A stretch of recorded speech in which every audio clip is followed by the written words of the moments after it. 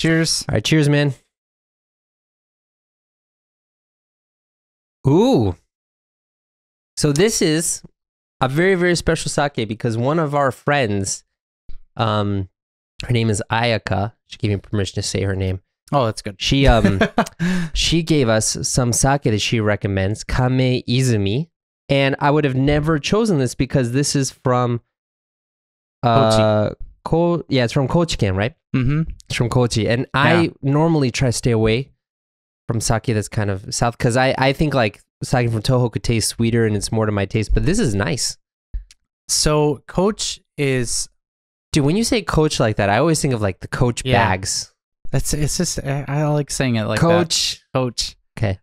So Kochi is a place in Japan that I found out because I had a student who went there, or who's from there originally, and she moved up to Tokyo to attend my school. But I noticed that when I'm flying to Oita, or specifically flying back, I notice it. We fly over Kochi. Okay. And it's just a place that I really want to go to. Okay. Shizuoka in general is like a place that I really... Shizuoka too? Yeah. Okay. Is a place that I want to visit, like, and kind of tool around. And I really want to, like, travel, like, just kind of around, like, the east coast of Japan and just kind of visit, like, all the islands and just, like, go basically Shizuoka to Osaka. Yeah. And just kind of visit everything on the way. Yeah, I mean, I don't really know too much about Kochi either. I'm going to say Kochi because I'm speaking English right now. But this sake has definitely made me want to visit Kochi more now. Yeah. You know, so thanks Ayaka. This is great.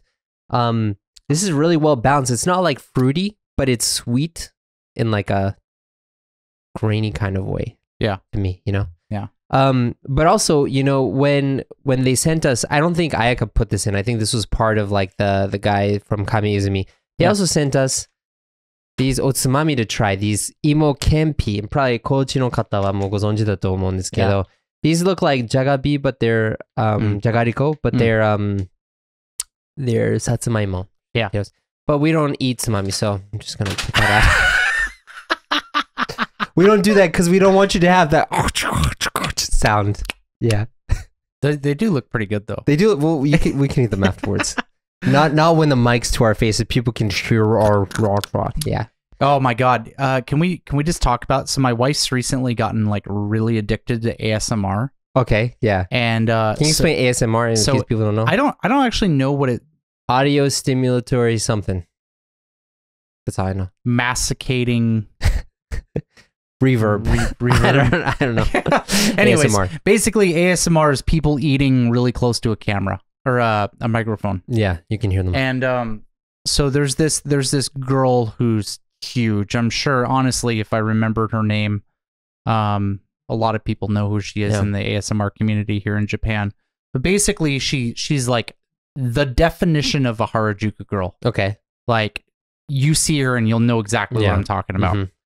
And so she goes around and buys like the how to describe it, like the annoying candies that you see here in like specifically Tokyo. Yeah, right. You know what I mean? Yeah. And then it's like there's these hard crystal candies or like really gooey, like sloppy, like those kind of candies. Yeah. It's like they're annoying candies, right? Yeah. And she just eats those on camera and she has like 5 million people who watch her. You know what? It's insane. It's because a lot of people get enjoyment because it's like they did that, but they can't do that, but they feel like they've done it. I honestly believe there's some kind of like sexual thing. Oh, of course. It too. If she's cute, then there definitely is. Yeah, but like you see a lot of like ASMR people who like aren't physically attractive. Yeah. But like I still think there's like some kind of sexual thing with it. There's gotta be. I don't know. You know, a lot of people on the internet are weird. Like I have I know another like Arthur's statement of the century right here. I know. I mean, this is like the Captain Obvious statement, you know? Yeah. But the what is it? The I have one person I know who's a female foreigner English YouTuber basically, and she's blonde hair or whatever. Yeah. And she was showing me some of the posts that she gets. Yeah. People are like, "You're so sexy. I want to eat your legs. I want to cut you up and eat you." Whoa. And it's like, Whoa, that got dark really quick. I know, right? Yeah. It's like, okay, sexy. Like, okay, that's kind of a cut. What? Yeah, I know. There's like a lot of dark shit on the internet. Oh my God. But anyways, to bring it back, today we're going to talk about something even brighter. We're not even bringing it back. We're just going straight forward, man. We're talking about conspiracy theories exactly, today. The darkest of the dark. So can you explain like what a conspiracy theory is to you? So, okay, actually, I have a really good example. Yeah. Oh, wait, I should say these are conspiracy theories mainly in the United States. Yeah. Okay, sorry. Can I talk now? No. Wait your turn. Fine. Okay. All right. So I have a really good example. Because, okay, now you can talk. Thank you. So growing up in my hometown in Bothell. Yeah. Bothell. Or my favorite, Bothell. Bothell? Do people say both? Well, actually, I probably said Bothell when I first read it. I'll tell you, okay, we're going on all the tangents here, but The Daily Show with Jon Stewart. Okay. Right? It's a really big comedy news show for boomers. But this was like 20 years ago, and there was like a few things that like Washington has like gotten international news for. Okay. Because Washington's like a pretty like middle of nowhere place. I mean, Seattle gets attention every once in a while, especially now it's a big city, but like 20 years ago, like no one cared about Seattle. There was like the Sleepless in Seattle movie, and that was it, right? But there was a person who died from having sex with a horse. What? That was in Bothell. And there was like some like person who got hopped up on drugs and like shot a few people. Yeah. And like those are the only things that like Bothell made news for. Wow. But anyway, so those two topics made it onto the Daily Show. And Jon Stewart was like, yeah, this happened in Bothell, Washington. I was like, dude. Bothell? Yeah. It's Bothell! I mean, I understand. The way you would read it, it would naturally be Bothell, but I know. Yeah. I know. Yeah. It's okay. Anyways, so growing up in Bothell, I grew up next to a gun range. Okay. Okay. What's a gun range? A gun range, a place where you take a gun and you shoot targets. Okay. Right. So guns obviously are a really big part of American culture. Yeah. And especially like once you get out in the countryside, everybody has guns. Yeah. In fact, everybody has many guns. Yeah. Right? Yeah. And so Bothell's no exception, right? Bothell, it's kind of a little bit gentrified nowadays, but it's still kind of a country town. And so I grew up next to a gun range, so you'd hear gunfire going off daily. People thought I was crazy. They're like, how do you live here? It's like, dude, I don't even notice it. Yeah, you get used to it. Yeah. And there was an army base on top of this hill. There was a hill that I grew up on called Nike Hill. And there was this army reserve base. And the base was just this wide, flat top on top of this super mega tall hill. Okay. Right? And it just, like, looking at it, it was a really mundane looking army base. Like, there was nothing suspicious about it. But then, like, you kind of started, like, looking at stuff, and there was, like, a lot of stuff that was kind of, like, covered up, and there was a lot of, like...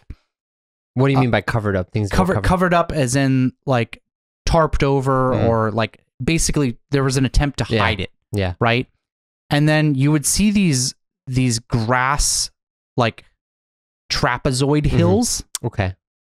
And so there was never any official like talking about this, but the community, there was a conspiracy theory among the community that this was a nuclear silo. Okay. That there were nuclear missiles stored in this base. Okay.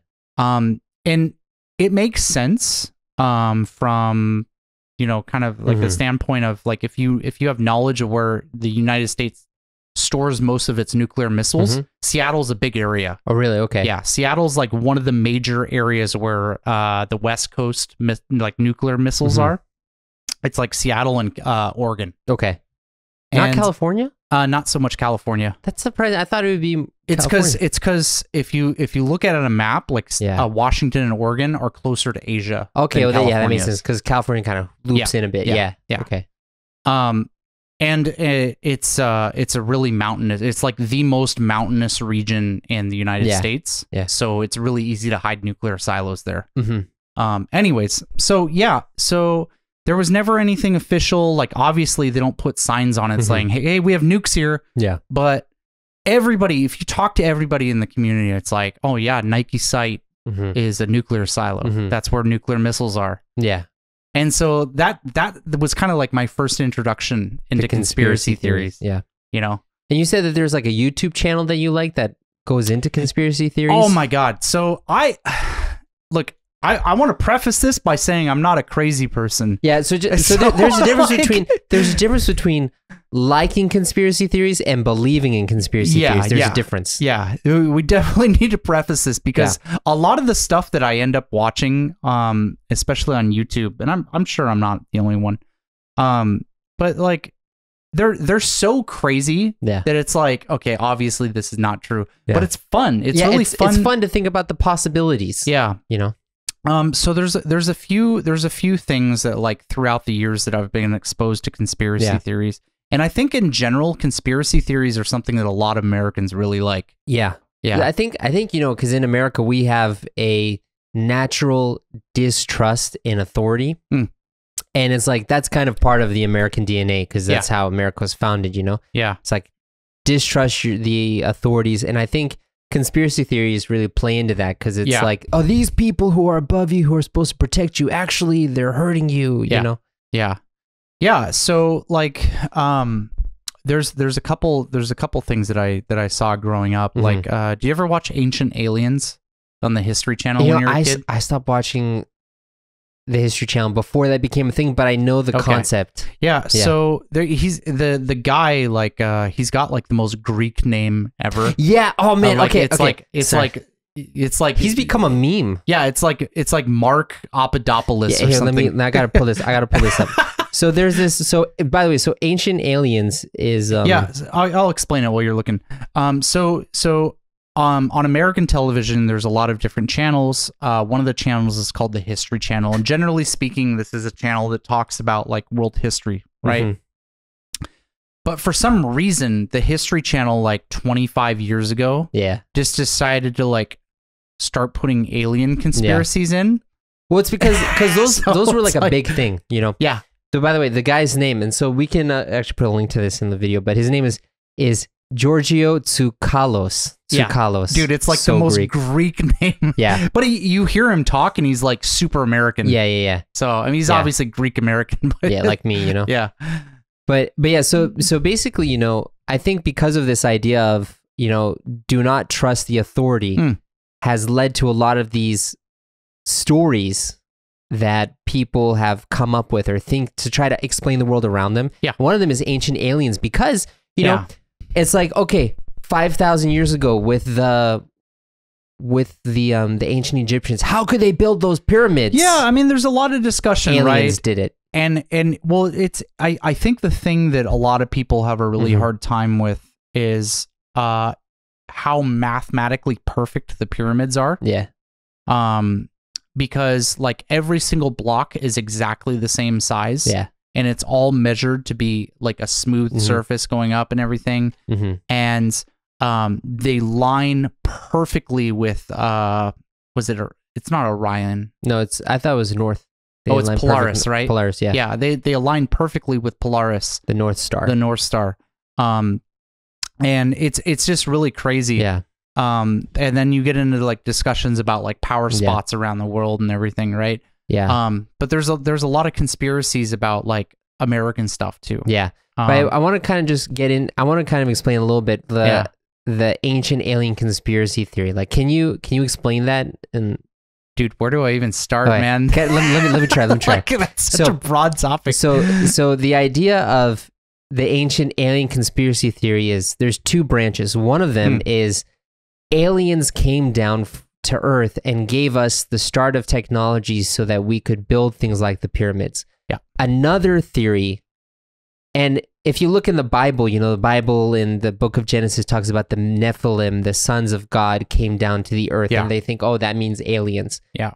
And so another theory is that in the Bible, it says the Nephilim took wives of humans. Yeah. And so another theory is that aliens interbreeded with humans to create, interbreeded with like primates to make like a hybrid race, which became Homo sapiens. So we are actually half alien and half monkey. So there's another conspiracy theory also, is that we are actually from Mars. Oh, really? And that there was a massive nuclear war on Mars, and the survivors moved to Earth to restart civilization. Really? And that we are the aliens. What's the reasons for believing that? Oh, dude, there's so many. Just give me like a couple. I just want to hear that. Okay, actually, this is actually relevant. So NASA, this is a conspiracy theory that's been proven to be correct. Okay. So NASA, back in, what was it, 2004, with their Mars rover. Yeah. I think it was 2004. Yeah. So NASA does this Mars rover. It's the first actual captured pictures on Mars. And they took a bunch of pictures, and they were sweeping up the world by storm, because they would show these pictures of this like orange desert, right?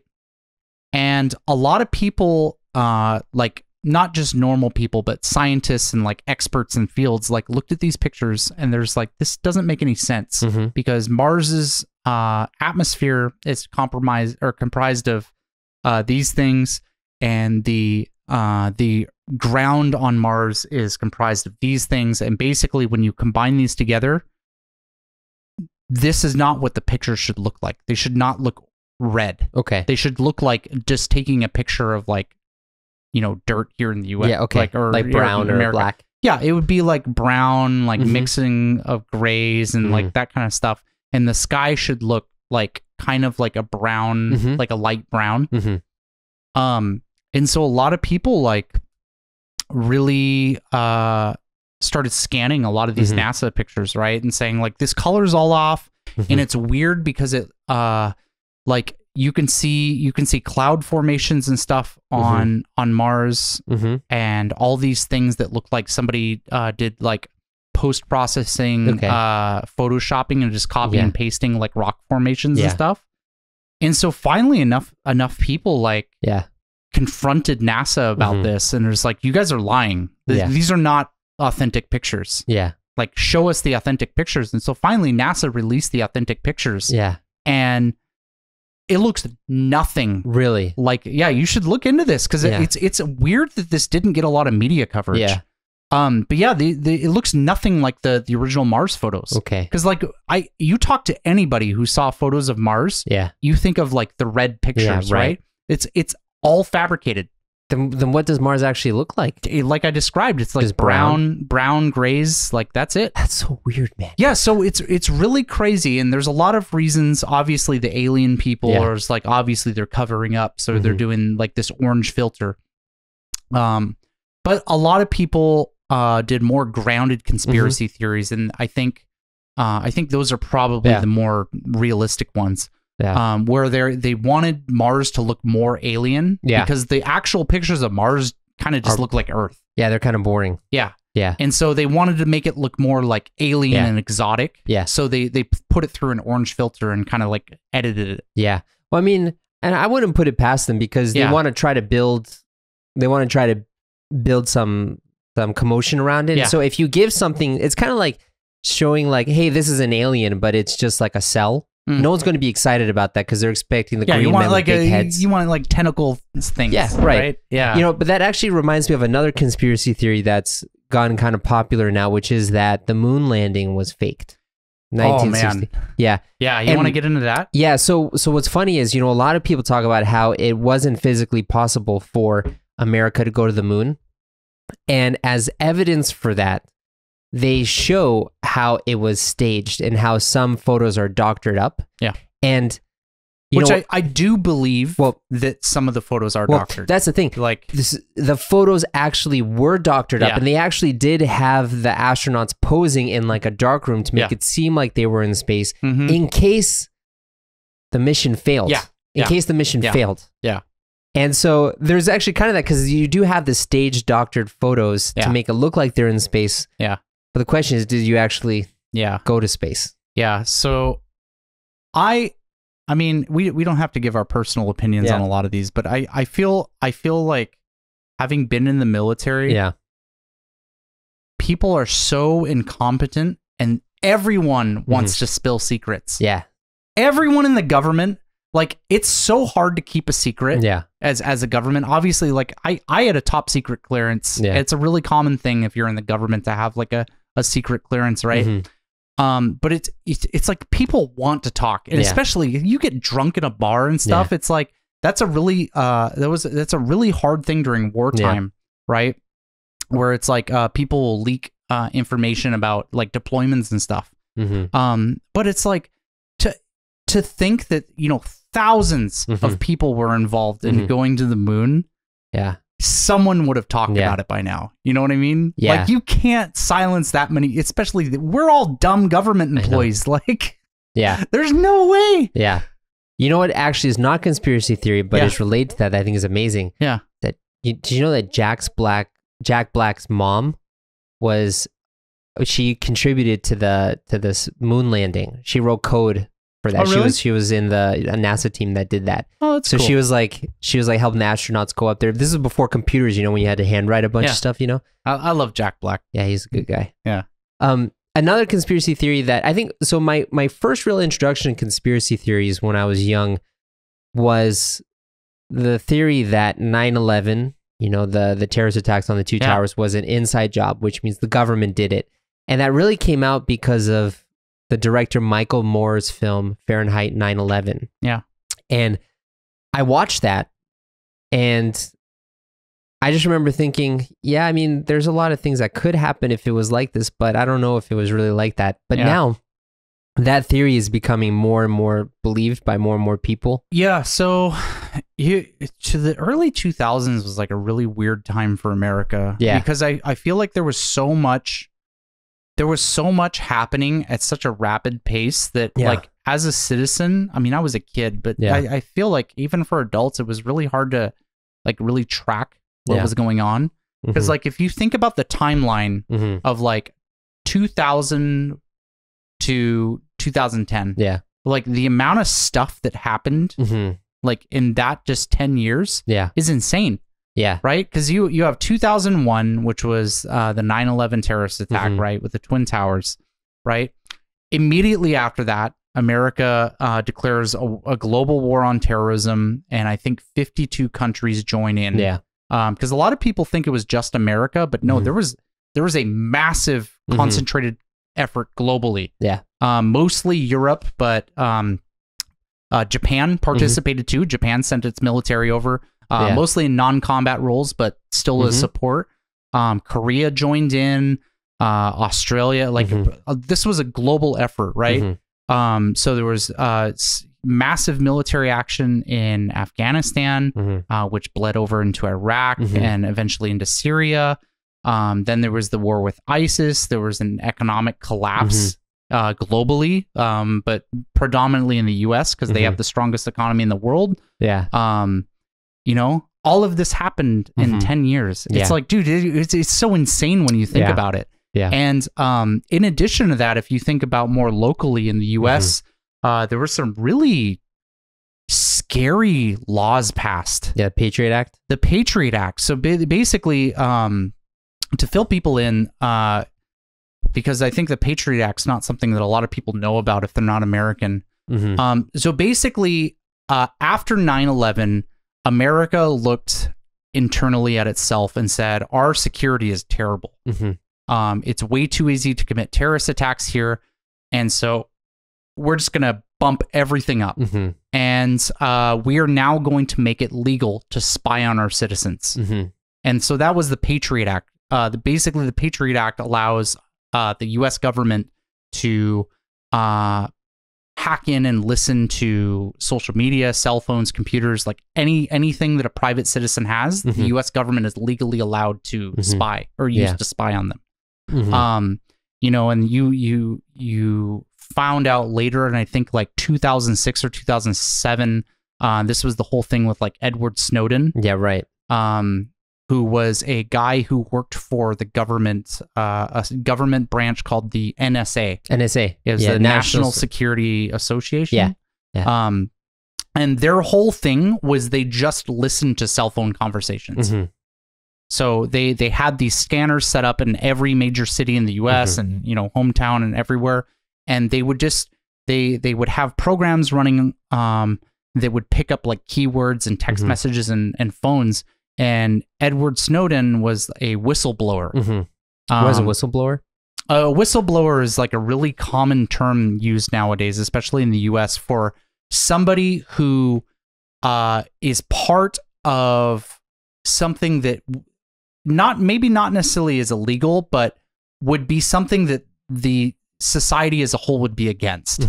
And they contact media in the form of like news centers or whatever, and they say, this organization is doing this and this is bad and everyone needs to know about this. I think the image is kind of like in a sports game, you have a referee who will blow the whistle, say, stop, this is wrong, can't do this. And that's kind of what a whistleblower does. But what happened with Edward Snowden?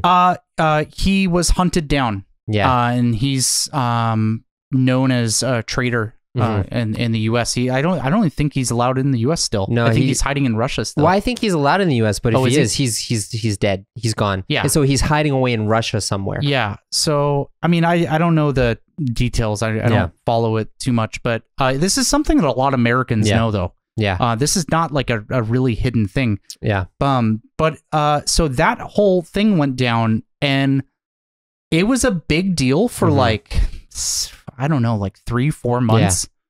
And then it just kind of disappeared. Yeah, well, that's how the news cycle like normally it's so is. Crazy. Well, it's because people move on to the next thing, you know? Yeah. It's funny because you do have like you have conspiracy theories where part of it is totally like there are some conspiracy theories that are totally unfounded and there's not real much evidence, but then you have other ones that end up being true a little bit. Yeah. Like one of the conspiracy theories that I found out about, it's not decided for a fact that it's true, but is pretty clear that it's true, is who killed John F. Kennedy, the president? Yeah. And how it's pretty much like the CIA. And to a greater extent, you have Martin Luther King, Malcolm X, Gandhi. I know Gandhi's not American, but a lot of these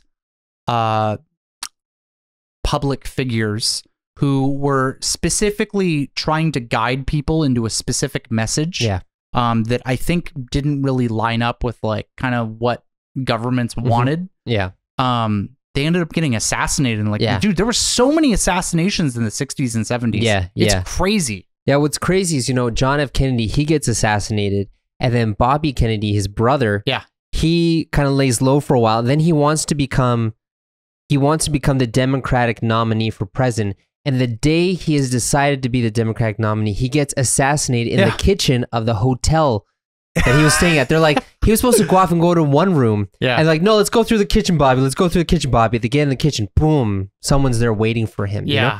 And it turns out that the guy that they put in prison, when they look at the wounds on him, it was like a gunshot from the back, but the guy who was supposedly killed him was standing in front of him, and those don't match up. Oh, interesting. Yeah. Like there's actually a whole documentary on Netflix about that. And so I watched that. It made me really sad because I was like, oh, Bobby Kennedy seemed like a nice guy. Yeah. While we're on the topic of like public figures getting assassinated, you don't say that every day. This is just going to get demonetized. Yeah, it's fine. Don't worry about it. Don't worry about it. But while we're on the topic, so I did not know how common in Japanese history it was for politicians to just get killed. Yeah.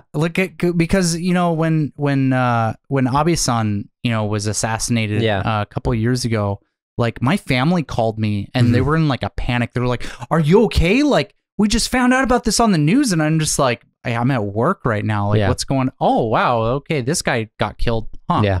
And I was talking with my coworkers at work and everyone was like, wow, yeah, that's crazy. Yeah. But like, you look into the history of Japan and it's like super common. It was especially common in comparison. Yeah, in the teens and the 20s, there was a lot of assassinations. Yeah. Yeah, it was when you have two factions that are morally opposed to each other and you have to put them together. Yeah. It causes conflict. Because a lot of what was it? I forget what his name was, but he was like the minister of education or something like that.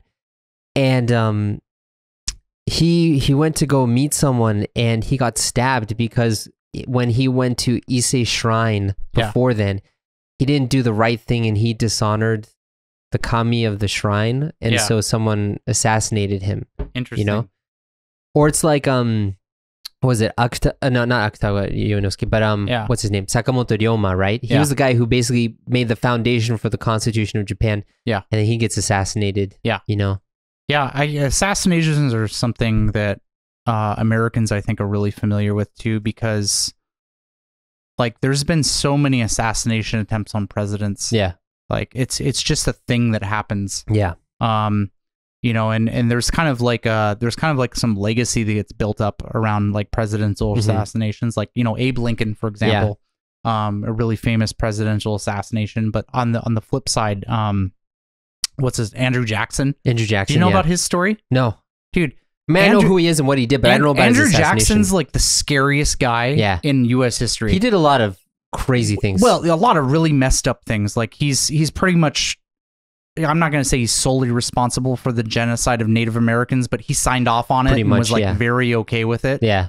But also it's like, dude, the guy's pretty hardcore too. Cause like, so Andrew Jackson survived like 2 assassination attempts. Okay. So, the first assassination attempt, there was a guy who walked up to him and challenged him to a duel, because that's a thing that happened in U.S. history. Yeah, to hold your honor. You could duel people. Yeah. And this isn't something that stopped in like the 1700s. This went into the 1900s, where it was socially acceptable to duel people and kill them. Yeah.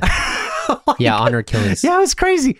So some guy walked up to Andrew Jackson and challenged him to a duel, which Andrew Jackson's like, all right, cool. Yeah. Do you know who I am? Yeah. And the guy pulls out a pistol. It misfires. Yeah. And doesn't work. Yeah. And so he drops the pistol, pulls out another pistol, and that pistol misfires. What? And so Andrew Jackson walked up and just beat the guy to death with a cane. Man. Like that I would do that too if some guy was a U.S. president. Yeah. Like that happens. It's so crazy.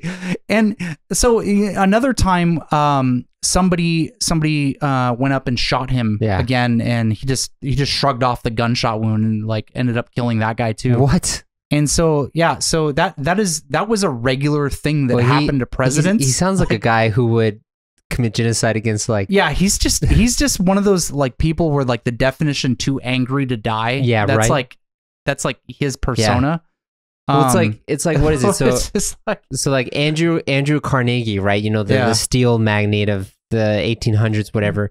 And he did a lot of horrible things in his business, or people say he did, but a lot of it was done by the guy he put in management while he was away. Like I think the guy's last name was Frick or something. Yeah. He was the guy who sent in the Pinkertons to attack the strike people and shoot them down and stuff. Yeah. But that guy too, there was assassination attempt. He gets shot and then he beats the guy and like, it's crazy. So how do you, anyways, so we're kind of getting off topic now with the assassinations. But yeah, so like going back to conspiracy theories. Yeah.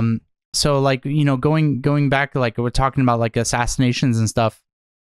It's again, like Americans, I think a big part of our cultural identity is not necessarily believing in conspiracy theories, but being really attracted to learning about them. And I think most Americans nowadays, like if you ask them, like, who do you think really killed Kennedy? Like, I think a lot of Americans would actually say that probably is a conspiracy theory that's true.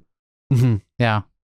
Yeah, but then you go like on the whole other side of that, and you know, not recently, but in the past maybe like 10 years or so, like the flat Earth conspiracy is getting really big. That one is. Can you explain what the flat Earth conspiracy is? So I'm trying to say it in an objective way, but I really can't. It's basically a group for stupid people. Oh, come on, man. You got to be a little bit more. Okay. I don't know how else to say it. Like, but basically there's people who are just ignorant. Okay.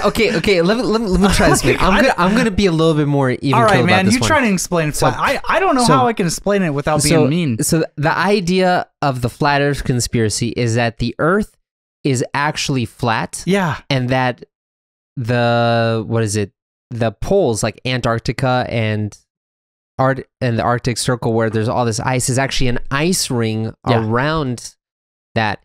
And because the Earth is flat, that you know how you can like go around the Earth using like in a ship or something? The reason that works is because since the Earth is flat, its gravity is in such a way that you feel like you're going straight, but you're actually going in circles, which is how that works out. And I think a lot of this has been based in, first, huge distrust in government. Yep.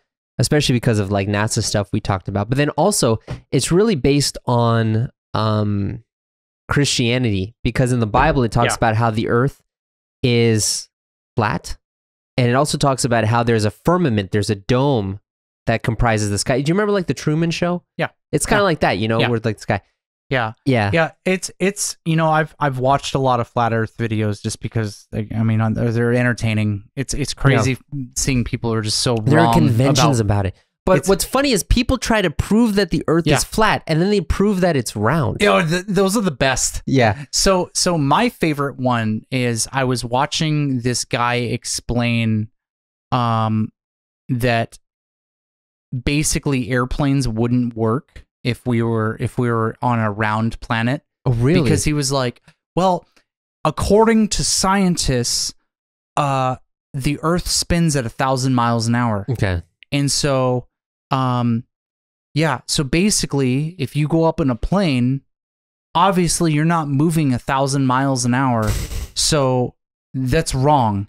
Yeah. And it's just like, so the channel that I watch is like this British physicist who's like watching these and is just like, this is making me so angry. Yeah, right. Because he's like, basically it's like, okay, dude, so according to your logic, you wouldn't be able to ride trains. Yeah. You know, because the train's moving faster than you can move. Yeah. You know what I mean? Yeah. So it's like, it's all relative, and it's just like, yeah, you know, that's what a lot of these ended up being. But it's weird though, because I think most sane people can look at like something like flat Earth theory, right? And look at that and go, okay, well, obviously these people are wrong. There's literally mountains of evidence. Even if you're like anti-American government, like pretty much every major country in the world has taken pictures of the world from space. Yeah. Japan's done it. Most European countries have done it. Like in India, China's done it. Yeah. Russia's done it. Like all these countries have taken pictures of the world. Like, this is the world from space. It's a circle. Yeah. On all sides. It's a sphere, you know? So, but the weird phenomenon though is that there's still people who are like really attracted to that. Well, you know, so talking about that now that we're getting into today's society where we have AI auto-generated stuff where we can actually get videos of people saying things that they've never said before. So that's where we get into the topic of deep fakes. Deep fakes, yeah. Where I think we talked about it with what's his name?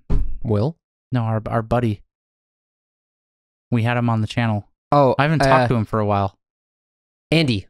Yeah. Dude, it's been over a year. Yeah, it's been wow. Andy, we miss you. Yeah, kind of. I don't know if you're watching these channels, man. It's probably not. It's okay. Anyways, I think we talked about it when we had him on the show. ChatGPT? Yeah, about deep fakes. Yeah. But like the really popular one was Obama deep fakes. Yeah, right. Right, and people will take clips of Obama from like 2015, 2016, and just have him like sing songs or like say random stuff and everything. And deep fake technology like 2 years ago was getting to a point where you really couldn't tell if it was fake. And that was 2 years ago. And AI technology, it's like, dude, it completely revolutionizes itself like monthly. Yeah. It's not even a yearly thing. It's like a monthly, every month there's like something new that AI can do. Right. And so, I mean, I think if somebody actually made a quality deep fake of like whatever, I don't think this day and age you would be able to tell. Yeah. A perfect example is you met Tom, my wedding. Yeah, right. Yeah. Yeah. So my buddy Tom, is he the Scottish guy? Yeah. He's really into AI stuff. Yeah. He's a programmer, and he takes our show and has an AI learn my voice through our show, because I talk a lot in the show, and he's able to program an AI to use my voice to like give like really funny speeches and songs. It's obnoxious. He sends it to me online all the time. He sends these like video clips, and like everyone in my friends group laughs about it. And it's like just me like singing, like just insulting myself, or just like random things. And I'm just like, God damn it, stop doing that. But it's so easy to do now. Yeah. It's so easy to do. Yeah. And so now, like, because it's funny, because before, you know, people would see pictures of, sorry, man, I made that way too full. But a lot of people would, you know, see pictures of Mars. Hey, that's doctored. That's not real. But also with the flat Earth thing. Yeah. You say that people have taken pictures. You can have photographic evidence, and the flat earthers will say, that photo's doctored. I don't know if that's genuine. But now we're in a stage where you don't know. It's impossible to know, too. Yeah. Like, it's at a point where you literally, like, unless you're really good at analyzing photos, and you can kind of tell if like, oh, this has been copied and pasted right here and here. Yeah. But even in a lot of stuff, like I guarantee you there's stuff that people see in their daily lives, like on the news or something, that's been doctored, that is literally impossible to tell the difference if it's real or fake. Yeah. And so I feel like, you know, we're going to go into, we're kind of getting into a new generation, new age of society where, you know, for a long time, technology was something to help us learn more about the world, and we could experience things vicariously. You know, you want to know what Switzerland is like, you don't have to go there, you can watch it on YouTube. But then now, because everything is so made up, like even on Instagram, so a few years ago I was looking at Instagram videos of like Switzerland and Germany, parts of Europe, because I really like that area of Europe. And I've noticed how there's more and more AI content of stuff that is physically impossible, but it looks real when you first look at it, right? And so I feel like we're getting to a stage now where there's going to be some people who are going to venture off into virtual land and be lost in there. Yeah. And then there's other people who are going to go the opposite, who are going to like go offline and just not believe anything except for what they can feel and actually see in their real world. Yeah, it's definitely really interesting. And I mean, you kind of see this in all aspects of society. Like you see international travel, I think is, I'm not going to say it's dying, but it's becoming less and less of a thing. Yeah. Part of that has to do with just how expensive things are nowadays. That's absolutely true. But people seem to be more content with traveling to like local areas that kind of give the same feeling, right? And you're going to see more and more of that in the next couple decades. Like there was a big thing about VR vacations. Have you heard about those? Yeah, a little bit, but explain it. So basically, this is still in the concept phase. Then none of these hotels are set up yet, but there's basically these things called VR hotels. Okay. And it's basically like the best way I could describe it is like, do you know Star Trek, like the holodeck? Yeah. So those of you who don't know what Star Trek is, Star Trek's the science fiction show about like a spaceship from the 60s. From the 60s, right? And on the spaceship, there's this thing called a holodeck, which everything in there is a hologram. However, the technology is so advanced that you can taste, touch, smell, hear, experience everything, and it feels real to you. But it's all fictional. It's all a hologram. But people are saying that by 2040, our technology is going to be so advanced that there's the concept for these has already been established. You go to these hotels and you basically select what you want to do for vacation. If you want to go to Hawaii, congratulations, boom, you're in the Hawaii room. You know, you want to go be in a hotel room under the sea, boom, you're there. You want to go to space, boom, you're there. And so basically, it's like, you know, Japan's kind of embraced this idea too with a lot of the media around like anime. Yeah, right. Like anime and manga, like a really popular genre right now is like video game genre where people are stuck in a video game. And that's kind of like a similar mentality, right? It's like you're like in the Matrix, basically. And that's going to be a thing in our lives in a very, very short amount of time. Yeah. Yeah.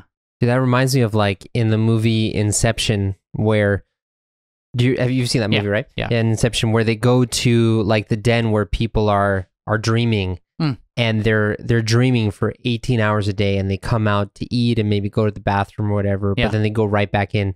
And it's funny how like Leonardo DiCaprio, the main character, he says to the manager, he says, "Oh yeah, these people come here to sleep." And the guy says, "No, they come here to wake up. The dream has become their reality, and who are you to say otherwise?" Yeah. That just gave me chills at that time, but it's becoming a reality. It is really crazy. It is really crazy. We're definitely in an age.